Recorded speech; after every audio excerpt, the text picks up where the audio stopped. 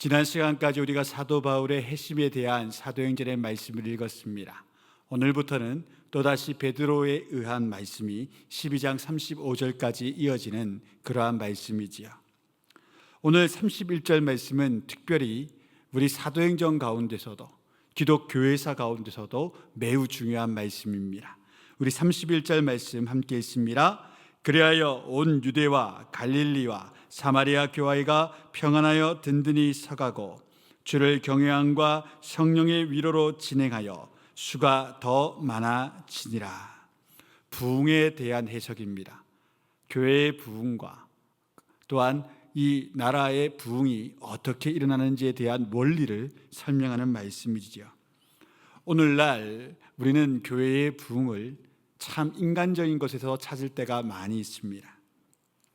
이런 교회는 그 교회의 프로그램이 좋아서 혹은 그 교회 목사님의 설교가 탁월해서, 저런 교회는 재정이 풍부하여 놀라운 주차 시설과 정말로 예배당 건물이 웅장하고 그 시스템 등등이 너무 좋아서 교회가 부흥했다 등등의 설명을 합니다.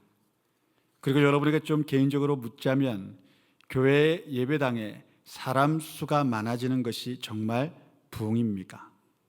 사람만 많이 끌어모으면 그것을 부흥이라고 이야기하는 것이 성경적으로 옳은 것입니까? 저는 그런 해석들을 들을 때마다 마음이 매우 아픕니다. 우리가 살폈던, 핍박받던 예루살렘 교회와 갈릴리와 저 빌립이 세웠던, 개척했던 사마리아 성의 교회들이 그런 교회들이었습니까? 아니요, 전혀 그렇지 않았습니다. 부흥을 인간적인 것으로 성경은 절대 설명하지 않습니다. 오늘 9장 31절 말씀은 하나님께서 이루시는 부흥에 대해서 말씀하고 계신데, 그것은 거룩한 교회 공동체가 두 가지성을 경험할 때 일어난다고 말씀하고 있지 않습니까? 첫째는 주를 경외함, 곧 여호와 하나님을 두려워함이었고, 둘째는 성령의 위로하심이었습니다. 초대교회, 모든 교회 가운데 예루살렘과 갈릴리와 사마리아 땅에 두루 퍼져 있던 모든 교회가 하나같이 경험했던 것은, 첫 번째는, 먼저는 하나님의 거룩하신 존전 앞에 서서 그분을 두려워하는 일이었습니다. 오늘날 한국교회와 한국교회 성도들은 하나님을 경외함을 상실하고 있습니다. 우리가 그분을 아빠, 아버지라고 말하고 친근하신 신분의 그런 것들을 우리가 가지고 있으나, 점점점 하나님 두려워하여 무서워서 내가 하나님 앞에서 어떻게 득죄하랴라는 요셉의 마음을 점점 상실해가고 있는 것이지요. 교회의 힘은 사람을 끌어모으고 현대인들의 마음에 가짜 안심과 위안을 주는 메시지에 있지 않습니다. 교회의 힘은, 그 첫 시발점은 하나님을 두려워하는 경외함 가운데 있습니다. 앞서 말씀드린 것처럼 하나님은 아빠, 아버지 대신 우리의 신분상으로는 그렇게 우리의 두 뺨을 부비고 안을 수 있는 그런 하나님이시나, 우리가 먼저 알아야 될 것은 그 하나님을 향하여 아빠, 아버지라 먼저 말씀하실 수 있었고 말씀하셨던 예수님께서 하나님 아버지에게 어떻게 다가가셨는지를 보고 우리가 그분처럼 하나님께 나가야 된다는 것이지요. 우리 마가복음 14장 36절 수요 예배 때도 읽었지만 한 번만 더 읽어보겠습니다. 함께 읽습니다. 이르시되 아빠 아버지여, 아버지께는 모든 것이 가능하오니 이 잔을 내게서 옮기시옵소서. 그러나 나의 원대로 마시옵고 아버지의 원대로 하옵소서 하시고, 예수님께서 십자가에 달려 죽으시기 전날 밤 겟세마네 동산에서 그의 땀이 피가 되듯이 하나님 앞에 서서, 그 거룩하신 하나님 앞에 서서 그 하나님께 아빠, 아버지, 내 마음 아시잖아요. 나 이거 너무 힘들어요. 그렇게 솔직히 말씀하시면서도 마지막은 하나님을 경외하는 마음으로 아버지요, 내 원대로 마옵시고 아버지 뜻대로 하옵소서. 하나님을 존중하고 경외하시는 것입니다. 하나님을 경외한다, 성경이 말하는 하나님을 향한 두려움은 공포가 아닙니다. 여러분들 호러 영화 보셨을 때 막 공포스럽잖아요. 예수님 믿으면서도 우리가 그런 거 없는 거 알면서도, 그 사탄과 마귀와 귀신의 영은 아무것도 아님을 알면서도 막 죽은 영혼의 귀신이 막 나왔고 이런 거, 그런 거 끔찍한 거 보면 막 겁날 때가 있잖아요. 하나님을 경외하고 하나님을 두려워한다는 건 그런 공포스러운 게 아니에요. 쉽게 말하면 이런 거죠. 하나님, 제가 감히 하나님을 배웠다니 근데 너무 좋습니다. 하나님 너무 두렵고 참 이 엄청난 하나님 앞에 내가 서 있다는 것이 떨리는데 근데 너무 좋습니다. 하나님 두렵고 겁나지만 하나님 끌어안고 싶습니다. 너무 좋아 그렇습니다. 쉽게 말하면 이런 것이 하나님을 경외하는 것입니다. 그런데 그런 감정이 전혀 없이 살아가는 그리스도인들도 많습니다. 교회 지도자들도 그렇게 삽니다. 하나님을 두려워하지 않는 겁니다. 그래서 쉽게 교회 안에서 당을 짓고 분쟁이 도같이 나셔서 서로 헐뜯고, 그것이 더 도가 넘치면 세상 법정에 서는 것조차 두려워하지 않습니다. 하나님이 그러지 말라고 고린도전서의 바울을 통하여 그렇게 말씀하셨는데 그런 일들을 두려워하지 않습니다. 말씀을 지키지 않으면서도 두려워하지 않는 것이지요. 저는 저희 천성교회가 지구상 그 어떤 교회보다 우리 하나님을 경외하는 교회가 될 수 있었으면 좋겠습니다. 그것을 놓고 기도하는데 하나님이 기뻐하심을 느껴져요. 야, 임 목사야, 너는 너희 교회에 부흥하는 것도 일본 아니냐? 땅 넓어지는 거, 성도 많아지는 거, 웅장한 교회당 되는 거, 주차시설이 확충되어 주사에 대해서 골머리 앉는 거, 앓지 않는 거, 저는 그런 거 그렇게 크게 중요하게 여기지 않습니다. 다 안 돼도 좋습니다. 저는 정말 저와 여러분이 하나님을 경외하는 일에 있어서는 지구상 1등들이 되셨으면 좋겠습니다. 하나님이 그것을 기뻐합니다. 둘째로, 교회의 부흥은 성령의 위로하심으로 인하여 진행됩니다. 부흥에 있어서는 이 순서가 매우 중요합니다.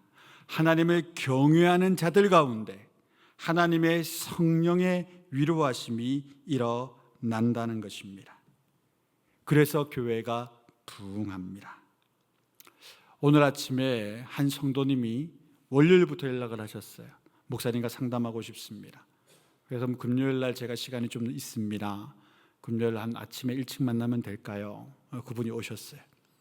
오신 이유는 주일 설교에 너무 찔렸다라는 거예요. 하나님이 자신을 너무 이렇게 찌르셔서 목사님과 상담하고 싶었습니다. 그래서 오셨어요. 말씀 가운데 두려움이 맺대요. 하나님이 지금 나를 감찰하고 계시는구나. 목사님 말씀 가운데 저를 푹 찌르셔서 목사님께 상담받으러 왔습니다. 근데 그분이 무슨 불법이나 무슨 편법을 행한 게 아니에요. 선하게 다른 사람을 돕다 보니까 좀 어떤 규정을 하나 어겼는데 그게 딱 가시처럼 걸리던 거예요. 요나의 말씀 가운데 불법과 편법을 행하면 안 된다. 제가 그런 말씀을 전했더니, 성령의 가르침으로 전하였더니 그 가운데 가슴에 박히신 거죠. 일주일간 고민하다가 오셨어요. 근데 제가 그 말씀을 다 듣고 나니까 성령님이 나무라시는 마음을 안 주시는 거예요. 그래서 성도님, 우리 하나님이 평안한 하나십니다. 그래서 제가 어떤 방법을 일러드렸죠. 이 문제는 이렇게 푸시면 됩니다. 근데 깜짝 놀라시는 거예요. 왜 놀라세요? 했더니 자신을 위해서 기도하는 그런 분들에게 말씀을 드렸더니 그분들이 다 듣고 하신 말씀과 동일한 말을 제가 했다라는 거예요. 그때 제가 일렀던 말씀이 이거죠. 성도님, 사람의 생각은 제각각이지만 성령 하나님의 생각은 모든 사람을 통하여 같은 생각, 같은 마음, 같은 말, 같은 행동을 하게 합니다. 그렇게 그분들도 저와 같은 말을 당신에게 한 것입니다. 성령의 가이드대로 따라가십시오. 그러면 하나님이 역사하십니다. 그분이 얼마나 큰 미소를 짓고 가는지 모릅니다. 그 이른 아침 제 방에 들어올 때는 막 풀이 주고 들어오셨어요.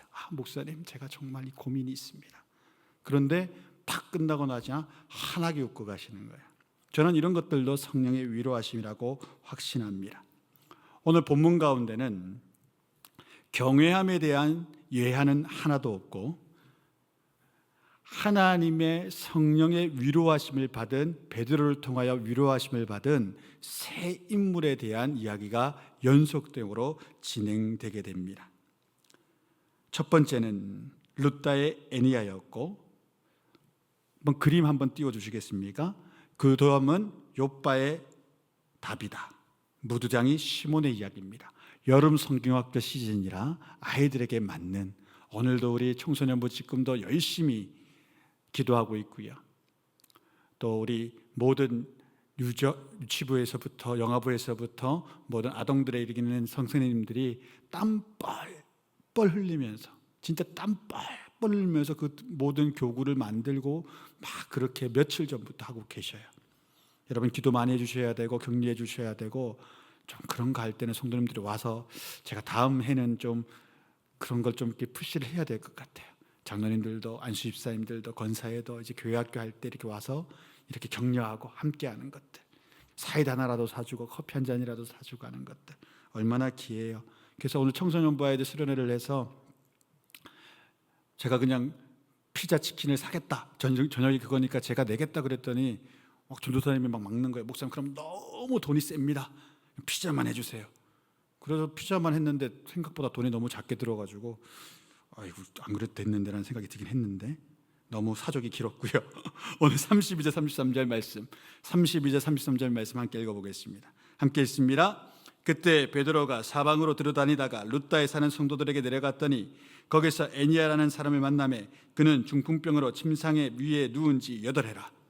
교회가 하나님을 두려워하는 마음으로 성령의 능력으로 이렇게 위로하심을 받고 있을 때 평안이 든든히 서가고 있었어요. 교회들이 부흥하고 있는 거죠. 그때 교회의 어른이었던 베드로가 전체 지역을 순회하면서 그 교회의 형편을 보고 또한 사경회를 하고 치유의 집회를 하기 위해서 그곳으로 내려가고 있었던 겁니다. 그러다가 룻다에서 한 사람 애니야를 만나게 되지요. 8년간이나 침상에 누워있던 중풍병 환자였습니다. 이 룻다라는 지역은 오늘날 우리가 이스라엘을 갈 때 내리는 국제공항이 있는 벤구리온 공항, 그 바로 옆에 룻다라는 마을이 지금도 있습니다. 8년이나 뇌에 문제가 있었는지 신경에 문제가 있었는지 모르나 온몸을 움직이지 못하는 중풍병 환자가 누워 있었습니다. 그리고 이 거룩하고 하나님을 경외하던 백성이 성령의 위로하심을 받게 되지요. 34절 말씀 함께 있습니다. 베드로가 이르되 애니야야 예수 그리스도께서 너를 낫게 하시니 일어나 내 자리를 정돈하라는데 곧 일어나니. 베드로는 지금 예수 그리스도의 도구로서 사용되고 있는 겁니다. 그래서 이 이적 가운데 두 가지 주장이 없습니다. 하나는 내가 고친다는 말이 없지요. 왜? 예수께서 고치기로 작정한 사람이 애니야시고 나는 그냥 말만 선포만 하고 있기 때문입니다. 두 번째로는 애니야에게 무언가를 요구하지 않습니다. 낫기를 원하느냐? 아니요. 예수님이 낫게 하기로 작정하셨기 때문에 낫기를 원하느냐 묻지도 않습니다. 또한 너 믿음 있느냐 묻지도 않습니다. 이건 예수 그리스도의 강건적인 역사, 위로하심이라는 거예요. 너의 의사 중요하지 아니하다.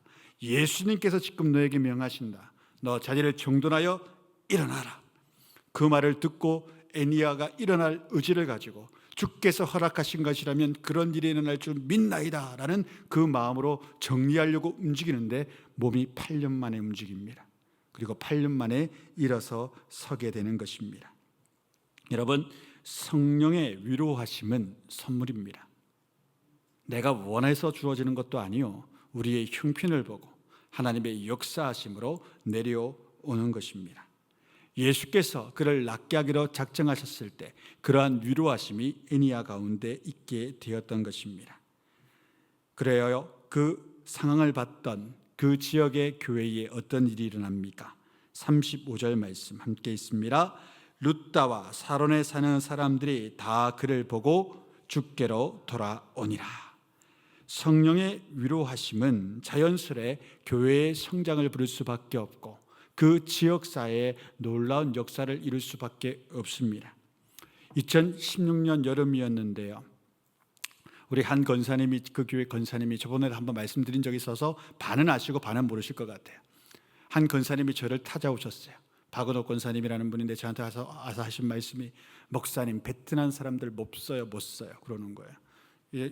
조선소 철강 납품하는 기업을 남편 장로님이 하고 계신데 한 50명의 외국인 근로자가 있는데 그 중에 한 외국인 근로자가 주일날 자기는 성당에 갔다가 자기 집에서 애들이랑 놀면서 술 한잔 하고 있을 때 쓰러졌다는 거예요. 그런데 그게 다 회사에서 너무 열심히 일해서 그랬다고 신고가 들어왔다라는 거예요. 그러니까 권사님 입장에서는 기분이 나쁜 거예요. 일하다가 그런 것도 아니고, 토요일도 아니고, 금요일 저녁도 아니고, 이틀이 지나가지고 주일날, 그것도 뭐 교회 온 것도 아니요, 자기들끼리 친구들끼리 베트남 친구들끼리 술 한잔 하다가 저녁에 쓰러졌는데 회사 책임이라 그러니까 기분이 나쁘다는 거예요. 제가 딱 그 말 듣는데 가슴이 성령이 찌르시는 마음이 있어서 이건 아닌데라는 생각이 들었지만, 권사님이 이렇게 열을 내고 계신데 잠잠히 계셔봐요. 어떻게 그래요? 하나님의 음성은 다른 건데 바로 말씀드릴 수가 없어서 이건 주일날 장로님 뵈면 말씀드려야겠다 생각을 했죠. 장로님을 주일날 뵀어요. 그래서 제가 붙잡았죠. 장로님, 회사에 이런 일이 있으시다면서요. 장로님이 말씀하세요. 아유, 목사님, 안 그래도 상담받으려고 그랬습니다. 예, 장로님 어떻게 하실 거예요? 라는데 예? 이러는 거야. 그래서 제가 이렇게 말씀드렸죠. 장로님, 외국인 근로자는 성경으로 치자면 나그네입니다. 성경에는 나그네를 섬긴 사람에 대한 복들이 아주 많이 기록되어져 있습니다. 기분 나쁘할 수도 있는 말씀 아닙니까? 책임 안 져도 되는 일 아닙니까? 근데 목회자가 장로님이 책임 좀 져주세요, 그 영혼에 대해. 근데 장로님이 인지하셔요. 장로님 뭐라고 말씀하셨냐? 씩 웃으시면서 안 그래도 그러려고 했습니다. 근데 내가 아무리 생각해봐도 제가 수천만 원을 얘한테 드려서 지금 쓰러져 가지고 의식이 날아가 버렸거든요. 반 코마 상태가 됐어요. 뇌파는 살아있으나. 그렇게 되니까 이제 답이 없다는 거예요. 수천만 원 이렇게 뭘 해줘도 그 이후에는 어떻게 하냐, 얘 평생을 어떻게 책임지냐. 그래서 장로님이 거룩한 결정을 내리셨어요. 산재 결정을 내리시는 거예요. 우리가 너무 가로하게 일을 시켰다. 여러분, 그 쉬운 일 아니에요. 되게 어려운 일인데 아주 쉽게 그렇게 해주시더라고요. 그래 놓고는 그게 처리됐어요. 그리고 걔가 성당에 다니니까 성당에 있는 신부님이 쉽게 말하면 그 지역의 성모병원에 그 환자를 넣어준 거죠. 근데 나라에서 노무사가 나오고 뭐 이렇게 산업단체에서 나오고 했는데 장로님이 다 산재로 처리가 되게 기업주가 그렇게 해버린 거예요. 그러니까 원장 신부님이, 제가 신방 갔을 때 원장 신부님, 그 병원에 원장 의사보다 훨씬 세죠. 성모병원에서는 신부님이 그냥 왕이십니다. 정말로요. 그분이 한마디 하면 다 결정되는 겁니다. 모든 사인은 그분이 하시는 거거든요. 그분이 나오셨어요. 저한테는 인사를 대면대면하게 하셨어요. 젊은 목사가 나왔으니까, 그때 30대 중반이었으니까 대면대면하게 인사하세요. 기분이 좀 나빴어요. 권위적인데. 그런데 그 장로님한테는 손을 꽉 잡으시는 거예요. 그리고 그분이 이렇게 말했어요. 솔직히 제 개신교인들 시시하게 봤습니다. 교회 장로님이시라고요. 감사합니다. 그러셨더라고요. 근사하더라고요.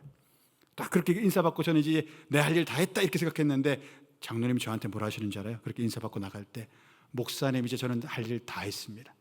이제 목사님 책임입니다. 로반톤 깨어나냐 안 깨어나는 이제부터 목사님 책임입니다. 우와, 진짜 제 책임으로 진지하게 보시면서 하시는 거예요. 이제 당신의 기도의 능력입니다. 그래서 어떻게 해요? 매주 중환자실에 있는 그 환자를 보러 갔어요. 장로님이랑 같이 가던가 혼자 가던가 매주 기도하러 갔죠. 근데 하나님의 신묘막측하심, 6개월 만에 깨어나는 거예요. 의식을 찾고 하나님 부르고, 가족들도, 장로님이 또 기분이 좋으니까 그 아내랑 막 결혼했더라고요. 베트남에 연락해서 그 아내 모든 초청을 다 준비해 주시고, 그렇게 했을 때 그 베트남인들 사이에 복음에 대한 역사가 일어났어요. 성령의 위로하심, 하나님은 그렇게 일하시죠. 오늘 본문의 두 번째 하나님의 위로하심은 다비데에 대한 이야기입니다. 우리 36절 말씀 함께 있습니다. 욥바에 다비라다라는 여제자가 있으니 그 이름을 번역하면 도루가라. 선행과 구제하는 일이 심히 많더니 그녀의 이름은 히브리어로 다비다, 헬라어로 도르가였습니다. 베드로의 히브리 이름이 게바였지만 헬라 이름이 페트로스, 피터, 베드로가 된 것처럼 동일한 것이지요. 그녀의 이름의 뜻은 가젤이라는 영양을 뜻하는데 우리로 치면 노루 같은 짐승 생각하시면 되겠습니다. 이 다비다는 진정으로 하나님을 경외하는 여인이었습니다. 왜냐하면 하나님을 진정으로 경외하고 그분을 진정으로 만난 사람들은 필연적으로, 정말 필연적이죠. 모두가 다 그래요. 가난하고 소외된 이웃을 향한 자비와 정의의 삶을 살 수밖에 없습니다. 역사상 모든 거룩한 기독교인들이 그렇게 살아왔습니다. 그 누구도 예외는 없습니다.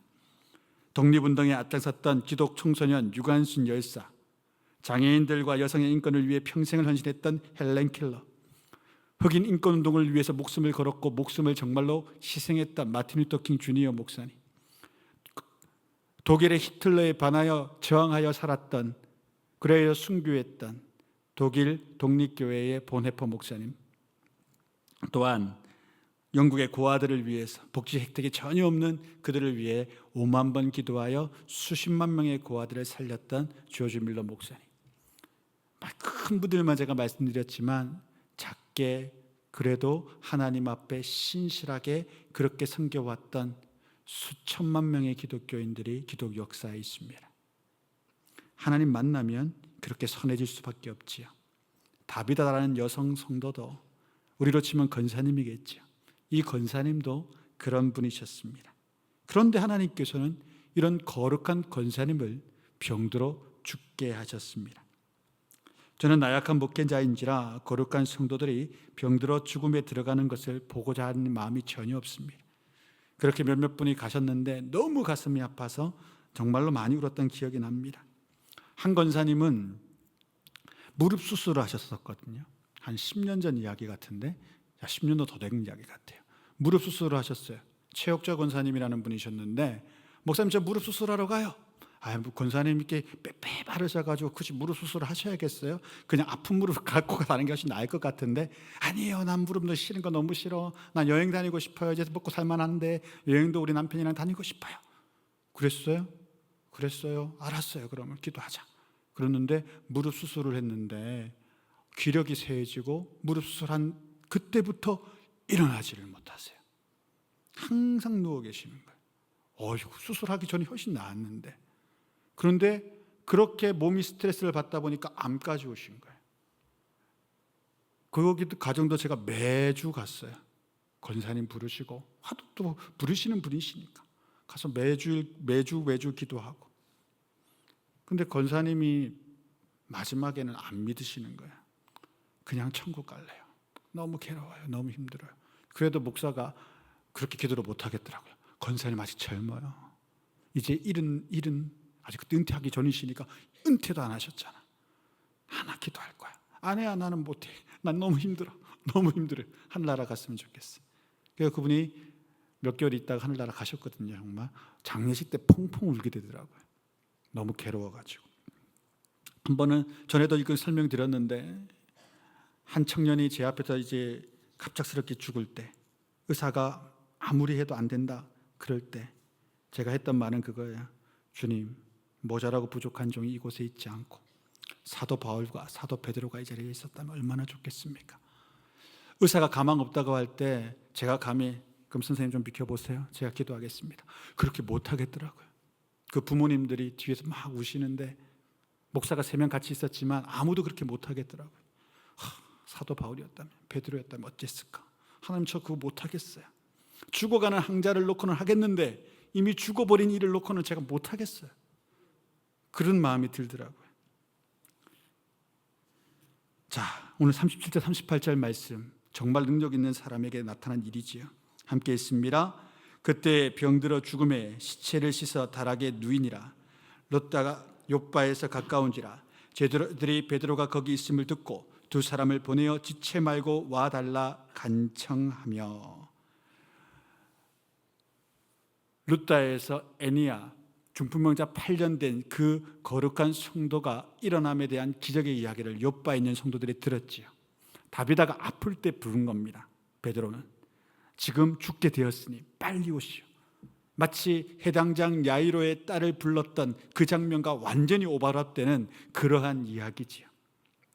그런데 그렇게 급히 베드로를 불러왔을 때 39절 말씀 함께 있습니다. 베드로가 일어나 그들과 함께 가서 이르매 그들이 데리고 다락방에 올라가니 모든 가부가 베드로 곁에 서서 울며 도로가가 그들과 함께 있을 때에 지은 소독과 겉옷을 다 내보이거늘. 이게 굉장히 중요한 장면입니다. 이미 그녀는 죽었고 시체는 장례를 위해서 거룩한 여성도들이 다 그의 몸을 씻어주었어요. 그리고 서늘한 다락방에 그녀의 시신을 올려놓았어요. 근데 성도들이 다 그 앞에, 베드로 앞에 와서 그 사람이 어떤 사람인지를 설명하는 겁니다. 베드로 목사님, 우리 다비다 권사님은 정말 정이 많고 사랑 많은 분입니다. 가난한 우리들을 위해서 우리 아이들이 옷을 지어줬습니다. 고대 사회에는 옷 짓는 거는요, 우리 조선시대도 그러는데 조선시대보다 1500년 앞이잖아요. 조선시대는 군포라는 게 있었어요. 옷감을 내면 군역을 면제해줘요. 그 정도로 옷이 귀한 시절이었단 말이에요. 시대였단 말이에요. 그런 것처럼 옷을 지어줬어요. 이건 그냥 그 아이들의 생명 같은 거예요. 옷을 지어줬다는 거는 요즘 같은 옷이 아니란 말이죠. 평생 한 벌밖에 없던 그런 옷을 지어줬어요. 그리고 막 이분이 어떤 분인지를 말해주는 거예요. 초대 교회 교인들 가운데 이 믿음이 있는 거예요. 죽었다 하더라도 주의 사도가 기도할 때 살아나는 역사가 있음을 우리가 믿습니다. 주님이 원한다면 그런 일이 일어나는 거 아닙니까? 베드로가 처음에는 죽은 이를 위해 기도할 마음이 없었을 거예요. 그런데 이 사람들의 이야기를 듣고 보니 야이로의 딸이 살아났던 장면 그대로가 기억나지 않았겠습니까? 그때와 너무 똑같구나. 그래서 예수님의 한 방법 그대로, 왜냐하면 야이로의 딸의 방에는 다른 제자는 못 들어갔어요. 베드로와 요한과 야고보 이 세 명밖에 예수님 못 따라 들어갔어요. 베드로는 그것을 확실히 봤던 사람이죠. 동일하게 합니다. 우리 40절 말씀 함께 읽습니다. 베드로가 사람을 다 보내고 무릎을 꿇고 기도하여 돌이켜 시체를 향하여 이르되 다비다야 일어나라 하니 그가 눈을 떠 베드로를 보고 일어나 앉는지라. 아람어가 좀 재밌습니다. 소녀야 일어나라가 달리다 굼입니다. 소녀가 달리다니까 굼 일어나라. 다비다야 일어나라는 그럼 어떻게 하겠습니까? 이름 그대로 쓰면 됩니다. 다비다 굼, 달리다 굼, 다비다 굼. 비슷하죠. 베드로가 그 경험이 있었던 겁니다. 예수님 바라보고 따라들었던 경험. 그래서 죽은 여인을 향하여 기도할 때 하나님 확신 주는 겁니다. 너 또한 너의 스승이고 내 아들이었던 예수 그리스도가 한 것처럼 동일하게 하라. 다리다고. 그때 하나님의 성령의 위로하심이 다비다와 그의 공동체 가운데 임하는 겁니다. 성령의 역사는 모든 교회 가운데 있습니다. 우리 교회 가운데도 있고 여러 교회 가운데도 있습니다. 제가 지나왔던 교회 가운데도 있지요. 한 번은 예언이라는 자매가 결혼을 앞두고 있었는데 어머니 권사님이 그러시는 거예요. 목사님, 우리 예언이가 자궁 내종이랍니다. 암이랍니다. 자궁을 척출해야 된답니다. 와, 그럼 사돈댁에서 결혼을 허락할까요? 건강한 줄 알았는데 자궁을 다 드러내야 된대요.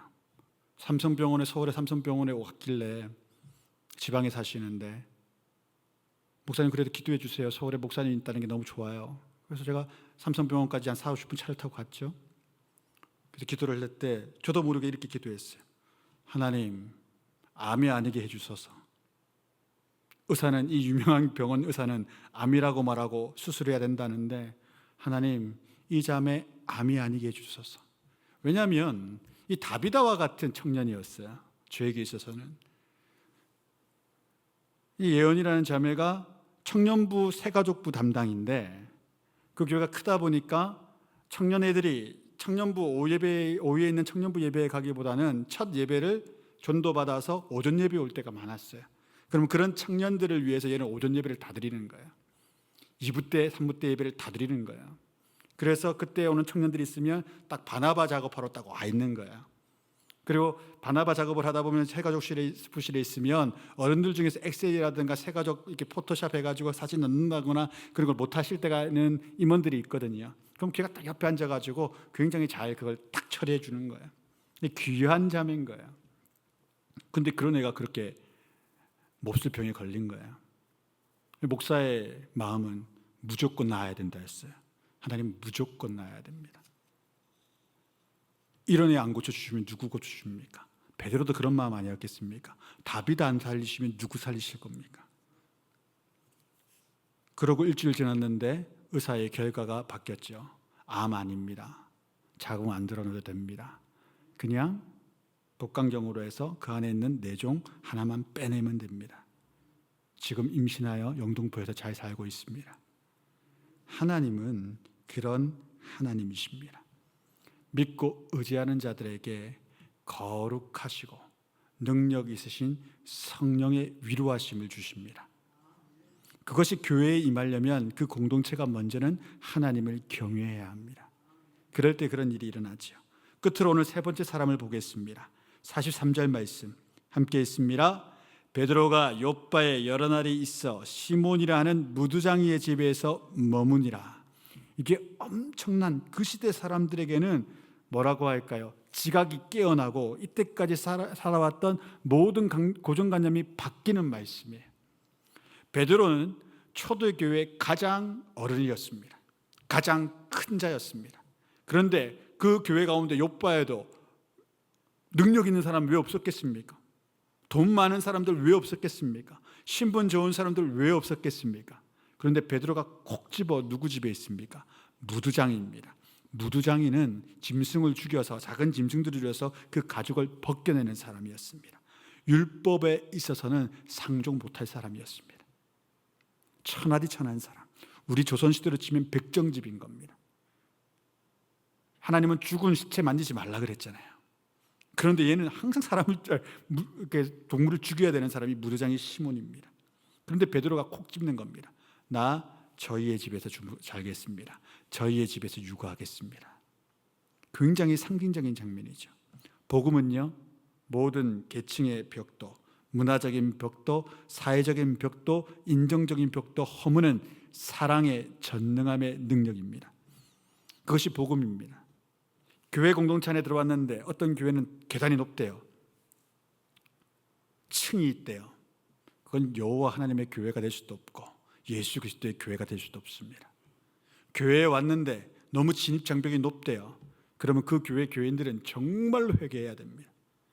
누구라도 받아들여야 되고 누구라도 사랑해야 되고 누구라도 끌어안아야 되는 것이 교회 공동체라는 것입니다. 아멘이십니까? 제가 청년 때 복받을 행동을 딱 두 가지 했던 것 같습니다. 첫 번째 행동은 20살 때인가 첫 청년부 수련회인데 그때 그 교회 공동체가 소록도로 그때는 전체 전국에 있는 교회를 탐방하는 거였는데 첫 번째가 소록도에 있는 교회를 가는 거였어요. 소록도에 있는 그 센터 교회를 들어갔죠. 당대에는 환센신병, 성경에 말하는 나병을 겪었던 분이 3분밖에 생존해 있지 않았었어요. 그 할머니 권사님들은 평생을 기도하는 분이셨어요. 그래서 그 청년부 목사님이 저희들한테 이렇게 강구하시는 거예요. 들어가서 그 할머니들 기도해 주세요. 근데 제가 20살짜리인데 그 생각이 퍼뜩 드더라고요. 아이고 참, 내가 기도를 해봤자 저 어른들만큼 무슨 기도를 해봤겠어. 누가 누구한테 기도를 받아야 되는 거야? 그래서 그 어린 할머니 권사님 손을 딱 붙잡고 권사님 죄송한데 제 이름이 임유성입니다. 저를 위해 축복해 주세요. 할머님이 약간 놀라시더라고요. 눈도 없으세요. 근데 놀란 게 느껴져요. 그러면서 목소리도 못 내세요. 그냥 손잡고 계시는 거예요. 기도를 해 주시더라고요. 두 번째는 그거였어요. 한 22살 때인가 저희 사랑하는 선배 되는 청년부 회장님이었던 형님이 저보다 9살 많으셨는데 굉장히 선한 사업에 관심 많은 분이셨어요. 그래서 항상 저희들 데리고 노숙자 센터나 장애인 센터 막 그런 데 가시는데 어느 날은 저의 손을 딱 붙잡는 거예요. 유성아 갈 데가 있다. 어딘데요? 죽어가는 에이즈 환자가 한 명 있다. 그 당시로는 에이즈 환자가 엄청 터부시 될 때거든요. 너 거기 가서 함께 기도하자. 그런데 그 형이 엄청 당당하게 나를 데리고 들어가더니 에이즈 환자 앞에서는 제 뒤에 서는 거예요. 뭐지? 그래서 네가 기도해라 그러는 거예요. 뭐지? 근데 제가 그때 좀 담대했던 것 같아요. 그 당시에 에이즈 환자한테 들어갔는데 장갑도 안 씌워줬어요. 그냥 그 사람 손을 툭 잡았어요.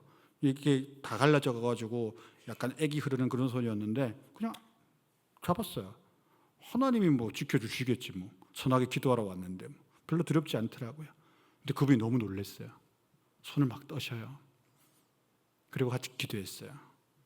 저는 지금도 제가 복 받는 이유는 청년 때 복을 영적으로 복 받아들이는 그 두 가지겠구나. 뭐 여러 복 받을 일들을 열심히 하려고 노력은 했지만 말씀 준비하면서 그게 딱 하나님 기억이 나게 하시는 거예요. 여러분, AIDS 환자 손 두렵습니까? 병난 사람 손 잡는 거, 전염병 환자 손 잡는 거 두렵습니까? 아니요. 그의 마음을 녹이기 위해서는 역사상 아주 충격적인 기독교인들이 많았습니다. 문둥병 환자들, 전도하러 들어갔던 분들이 자기가 문둥병에 걸리는 걸 애써 그들의 피를 발라서 문둥병에 걸린 분도 계셨어요. 여러 분 계십니다. 근대 목사님들도 계시고 하나님의 사명지가 저기다니까 그렇게 했던 분들이 중세시대도 많았고 정말 그래요. 충격적이지 않습니까? 예수 믿는다는 건 좀 그런 겁니다. 신앙의 야성들을 해보고 있어야 돼요. 우리 기독교인들은 좀 세상 사람들이 봤을 때 진짜 미쳤네. 그냥 말로써 우리를 조롱하기 위해서 미쳤네가 아니라 정말 저 사람들 제정신 아니네. 어떻게 저렇게 살아? 정말 미친 거 아니야? 그게 기독교인이었습니다. 그게 회복되는 교회가 우리 천성교회가 될 수 있기를 주의 이름으로 축원드립니다. 우리 교회가 그런 교회가 되면요, 우리가 전도하지 아니하여도, 우리가 애써 뭐 오라 가라 하지 않아도 성령의 위로하심으로 메어 터지게 되어 있습니다. 하나님의 능력이 여기 임하는데요, 무슨 전도가 뭐가 필요해요? 하나님의 위로하심과 이적이 가운데 꽉 차 있는데요, 그냥 자석에 이끌려오듯이 외롭고 힘들고 어렵고 죽을 것 같은 이들이 이 자리를 메워옵니다. 은혜의 담비가 여기에 부어지는데요, 그런 교회를 꿈꾸는 저와 여러분 될 수 있기를 주의 이름으로 축원드립니다. 그것이 오늘 사도행전에 나타나는 교회의 본 모습입니다. 그 본 모습을 회복하는 저와 여러분의 신앙 될 수 있기를 주의 이름으로 또한 축원드립니다.